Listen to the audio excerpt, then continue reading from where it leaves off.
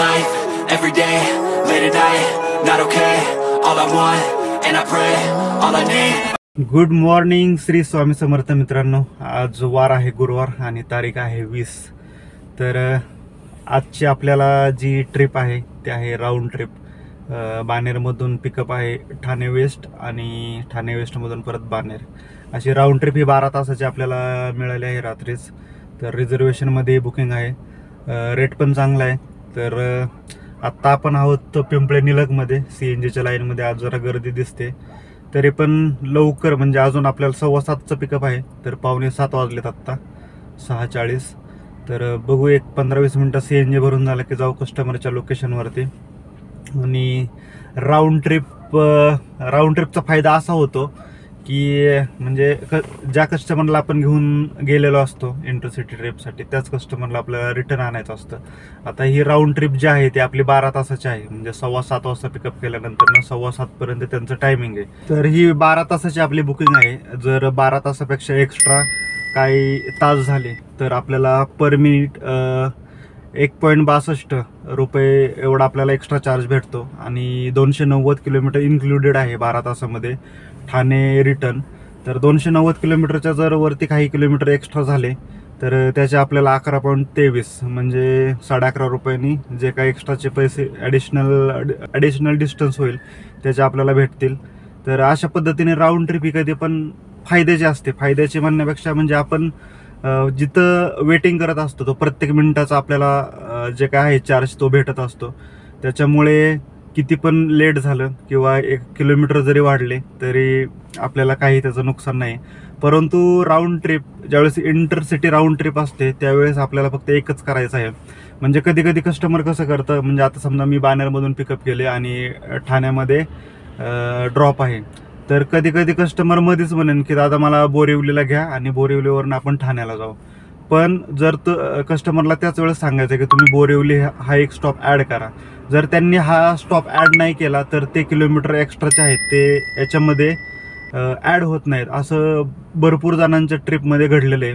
त्याच्यामुळं ज्यावेळेस आपली राऊंड ट्रिप असते इंटरसिटी ट्रिप, तर किलोमीटर जर आपल्याला काउंट करून घ्यायचे असतील तर जो कुठला एक्स्ट्रा स्टॉप कस्टमर टाकेल तो त्यांना ॲड करायला सांगायचा, तरच तो फायद्याचा ठरेल.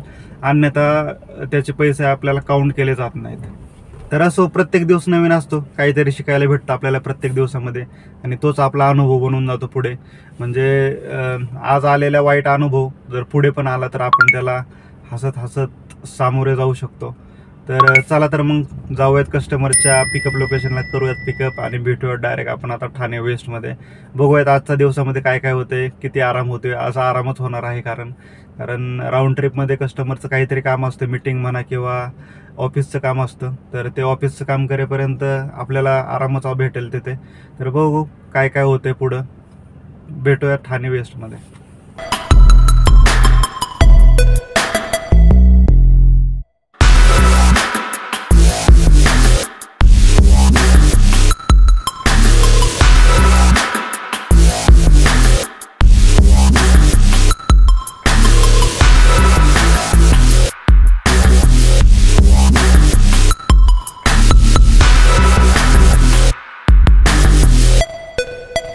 तर राऊंड ट्रिपमध्ये भरपूर जणांना प्रॉब्लेम एक होतो की म्हणजे समजा आपण पुण्यावरून मुंबईसाठी समजा हाच माझा जी मी ट्रिप घेऊन आलो ठाणे वेस्ट दाखवते तुम्हाला तिथे स्क्रीनवरती.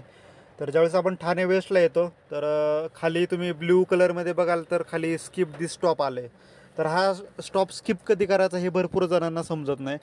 तर साधी गोष्ट ही म्हणजे आपल्याला ज्यावेळेस आपण ज्या स्टॉपवरती पहिल्यांदा पोहोचतो तो स्टॉप तसाच ठेवायचा आणि ज्यावेळेस कस्टमर नेक्स्ट स्टॉपसाठी आपल्या गाडीमध्ये बसेल त्यावेळेस तो स्किप स्टॉप करायचा आणि पुढचं डेस्टिनेशन जे असेल ते नेव्हिगेट करून घ्यायचं. तर आत्ता आपण आहोत ठाण्यामध्ये म्हणजे कळव्याजवळ. तर आज तर पावसाची खूपच जोरदार हजेरी, खूप सारा पाऊस आहे बघू शकता. तर आपण 11 वाजता सकाळी ठाण्यामध्ये ड्रॉप केलं कस्टमरला. म्हणजे इथे कळव्यामध्ये जे पोलीस ग्राउंडच्या बाजूला कोर्ट आहे त्या कोर्टामध्ये कस्टमरचं काम आहे. तर ही आपली 12 तासाची राऊंड ट्रिप आहे. तर बघूयात आता त्यांचं कोर्टातलं काम कधी होते त्याच्यावरती डिपेंड आहे. त्यानंतर रिटर्न जायचं आहे. ॲक्च्युली मला संध्याकाळी परत एक टर्मिनल 2चा ड्रॉप होता, परंतु म्हणजे मित्रच आहे तो. त्याला मी सांगितलं जर मला जमलं तर मी म्हणजे लवकर पोहोचलो तर येईल, नाही तर मग कुठल्या तरी एका मित्राला पाठवेन. तर तो ठीक आहे बोलला. तर लवकर जर गेलो आपण तर परत टर्मिनल 2साठी रिटर्न यावं लागेल, अन्यथा मित्राला सांगेल की तो ड्रॉप कर म्हणून. तर बघूयात कसं काय होतं. आता किती वाजता आपण पुण्यामध्ये रिटर्न पोहोचतो त्याच्यावरती डिपेंड आहे. तसं मला एका मित्राचा फोन आलेला, म्हणजे आपले कॅबमध्येच आहेत ते, शहाजान पठाण म्हणून. तर त्यांनी फोन केला आणि बोलत होते की अरे तुम्ही काय यूट्यूबवर नुसते दाखवता की एवढा बिझनेस झाला, हे झालं ते झालं, ह्याच्या पाठीमागचं कष्ट का दाखवत नाही तुम्ही. आता त्यांना सांगितलं, मी म्हटलं कष्ट म्हणजे दाखवू काय नक्की, म्हणजे मी प्रत्येक व्हिडिओमध्ये हे दाखवू का की मला जेवायला भेटलं नाही, मला आराम भेटला नाही, मला झोप भेटली नाही, किंवा मला खूप त्रास झाला, मी ट्रॅफिकमध्ये अडकलो, माझे गुडघे दुखतात, हे होतं ते होतं. ह्या सगळ्या गोष्टी प्रत्येक व्हिडिओमध्ये तर सांगू शकत नाही, कारण ज्याला कुणाला करायचं आहे ते ॲटोमॅटिक या बिझनेसमध्ये पडल्यानंतर न समजेल.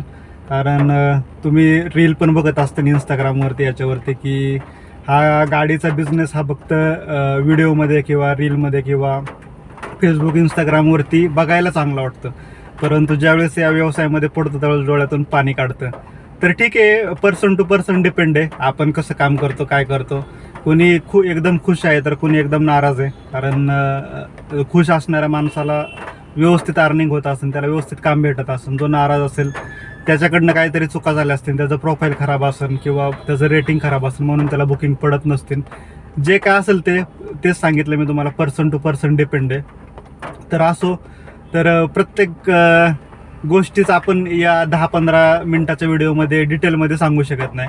ठीक आहे, कधी कधी आपल्याला नाही भेटत खायला. आज मला वेळ भेटला तरी मी ब्रेकफास्ट करून घेतला किंवा बाकीचं जे काय असेल ते सगळं करून घेतलं. परंतु कधी कधी आपण इंटरसिटीमध्ये काम करत असताना समजा मुंबईमध्ये ड्रॉप झालं लगेच आणि लगेच जर रिटर्नची बुकिंग पडली तर मग नाही वेळ भेटत आपल्याला. कधी कधी आता घरूनच जे काय खाऊन येतो तेवढंच, मी मोस्टली शक्यतो घरातूनच जे काय असेल ते थोडाफार ब्रेकफास्ट करून येतो, कारण मला पण माहीत असतं पुढची काही गॅरंटी नाही आपल्याला कधी खायला भेटेल किंवा काय होईल. तर अशा पद्धती आहे. बिझनेस म्हटलं तर ह्या सगळ्या गोष्टी आपल्याला पण बेअर करावंच लागणार आहेत, कारण कुठलाच माणूस ज्याला 1-1.5 लाख 2 लाख रुपये पगार आहे त्याला सुद्धा कष्ट आहे. आपण जे कोणी म्हणजे प्रत्येक व्यक्ती हा जे काही काम करतो त्याला कष्टाशिवाय मेहनतीशिवाय पर्यायच नाही. त्याच्यामुळे जे काय आहे आपल्या वाट्याला ते हसत हसत करणं हे पण तेवढंच इम्पॉर्टंट आहे. तुम्ही जेवढं निगेटिव्हनेस घेऊन काम कराल तेवढं त्याच्यामध्ये कधीच आपल्याला सक्सेस भेटणार नाही. त्याच्यामुळं जरी हे काम करत असाल तरी पण पॉझिटिव्ह माइंड ठेवून किंवा व्यवस्थित काम करून याच्यामध्ये पण तुम्ही चांगलं अर्निंग करू शकता. डिपेंड तुमच्यावरती आहे पूर्णपणे.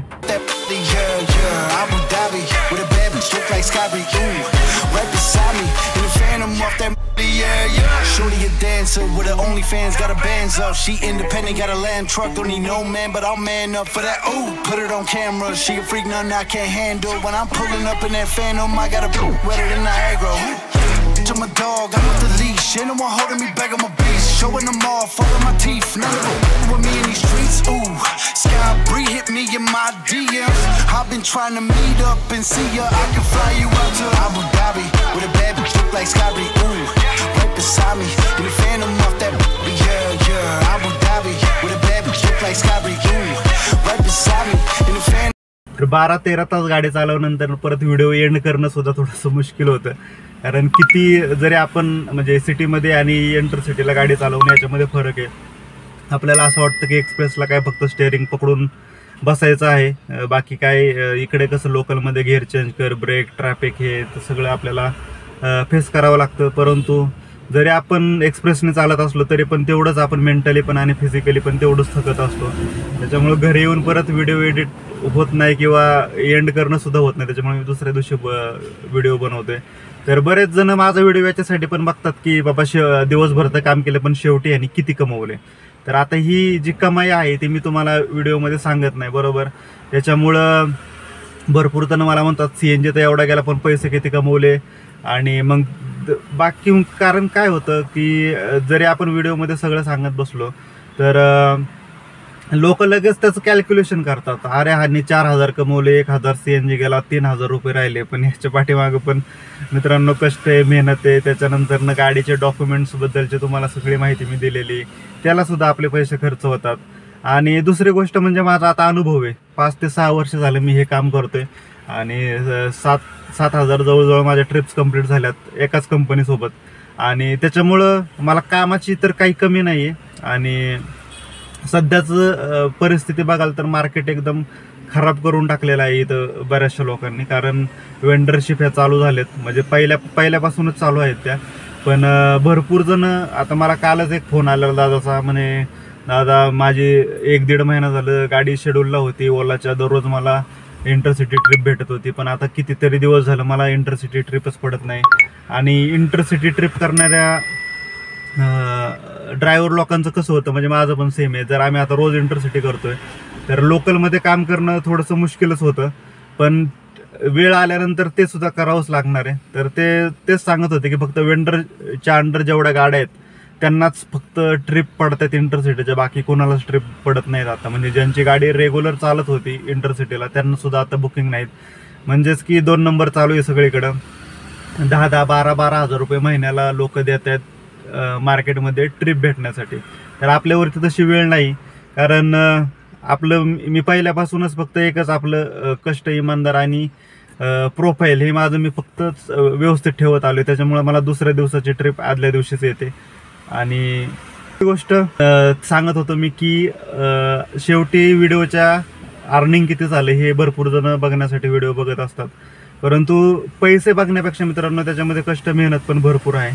आणि मी 4-5 हजार रुपये दिवसाचं अर्निंग करू द्या, परंतु मग लगेच तुम्ही कम्पेअर करू नका की बाबा मी आता जॉब करतोय, मी 50-60 हजार रुपयेचा मला सॅलरी आणि हा तर एवढे दिवसाला कमवतो, तर मी गाडी घेऊन मी सुद्धा तसंच करेन. पण तसं नाही, कारण अनुभव आहे शेवटी.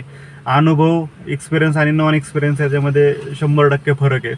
आणि दुसरा कमवतोय म्हणून मी पण एवढा कमवेल हे चुकीचं आहे, कारण माझी गोष्ट वेगळी, तुमची गोष्ट वेगळी, अजून बाकीच्यांची पण गोष्ट वेगळी. म्हणजे प्रत्येकाचे डिपेंड आपल्या पर्सनल स्किलवरती आहे, आपण कसं काम करतो, काय करतो त्याच्यावरती. आणि सोपं काहीच नाही आहे. तुम्ही जॉब करा त्याच्यात पण टेन्शन आहे, फ्रस्ट्रेशन आहे, तुम्ही स्वतःचा बिझनेस करा त्याच्यात पण आहे, असं नाही की.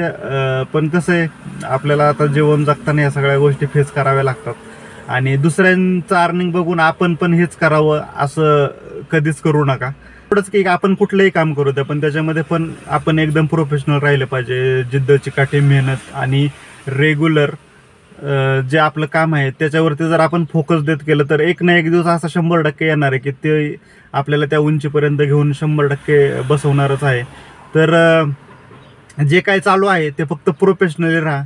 आजकाल आपल्या या बिझनेसमध्ये आता एवढं आपण काम करतो तर भरपूर लोकांना चांगला ड्रायव्हर आणि चांगली गाडी भेटत नाही. म्हणजे माझ्या पाहण्यात तरी आलेले आहे. म्हणजे चांगली गाडी म्हणणं म्हणजे आपली गाडी आतून, बाहेरनं तुमची गाडी तुम्ही किती पण स्वच्छ ठेवताय, पण आतमध्ये बसल्यानंतर कस्टमरला जे पहिल्या सेकंदामध्ये फील झालं पाहिजे की एक नंबर गाडी आहे म्हणून.